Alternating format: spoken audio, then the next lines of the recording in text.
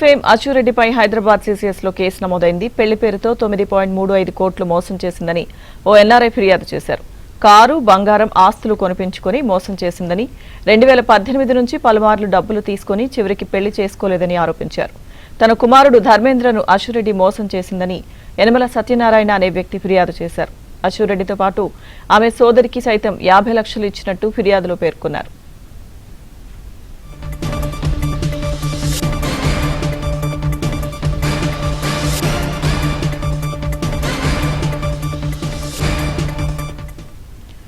ఇదే అంశానికి సంబంధించిన పూర్తి సమాచారం మా క్రైమ్ కరెస్పాండెంట్ ప్రవీణ్ అందిస్తారు.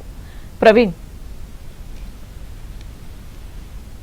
అచ్చురెడ్డి పైన సిసిఎస్ పోలీసులు కేసు నమోదు చేశారు. పెళ్లి పేరుతోటి దాదాపు 9.35 కోట్ల మోసం చేసిందంటూ కూడా ఇప్పటికే బాధితుడు ఇచ్చినటువంటి కంప్లైంట్ మేరకే పోలీసులు కేసు నమోదు చేసినటువంటి పరిస్థితి ఉంది. లండన్ లో సాఫ్ట్వేర్ ఇంజనీర్ గా పనిచేస్తున్నటువంటి వ్యక్తిని పెళ్లి పేరుతోటి, ప్రేమ పేరుతోటి ఆ పరిచయమైన తర్వాత పెళ్లి ప్రేమ పేరుతోటి నమ్మించి అతని దగ్గర పలు దఫాలుగా దాదాపు 9.35 కోట్ల విలువైనటువంటి వస్తువులతో పాటు బంగారం కావచ్చు, మరోవైపు కారు, మరోవైపు ఆస్తులను కొనుగోలు చేసి తన పేరు మీద రిజిస్ట్రేషన్ చేసుకొని పెళ్లి చేసుకుందామని నమ్మించే ప్రయత్నం చేసింది. అయితే పెళ్లి పేరు ఎత్తేసరికి ముఖం చాటేసింది. పెళ్లి చేసుకుందామని ఎన్నిసార్లు అడిగినప్పటికీ కూడా నిరాకరించింది అనేటువంటి అంశాన్ని కూడా ప్రస్తుతం ఎన్ఆర్ఐ లండన్ లో ఉంటున్నటువంటి సాఫ్ట్వేర్ ఇంజనీరు ప్రస్తుతం కంప్లైంట్ లో కూడా స్పష్టంగా పేర్కొన్నటువంటి అంశం. దీనిపైన పోలీసులు పూర్తి స్థాయిలో విచారణ జరుపుతున్నారు. ఇప్పటికే సత్యనారాయణ అనేటువంటి వ్యక్తి తండ్రి, అంటే లండన్ లో ఉన్నటువంటి ధర్మేంద్ర తరపున ఆయన తండ్రి సత్యనారాయణ ఇచ్చినటువంటి కంప్లైంట్ మేరకే పోలీసులు అయితే కేసు నమోదు చేసినటువంటి పరిస్థితి అయితే స్పష్టంగా కనిపిస్తుంది.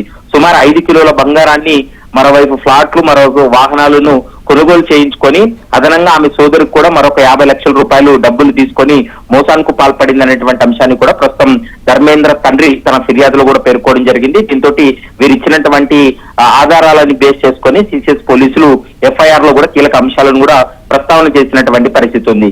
లండన్ నుండి హైదరాబాద్ కు వచ్చినటువంటి ధర్మేంద్రను అచ్చురెడ్డి పరిచయం చేసుకుంది. పరిచయం తర్వాత ఇద్దరి మధ్య ప్రేమ, పెళ్లి పేరు వరకు వెళ్ళింది. ప్రేమిస్తున్నానని, తనను పెళ్లి చేసుకుంటానని అచ్చురెడ్డి నమ్మించింది.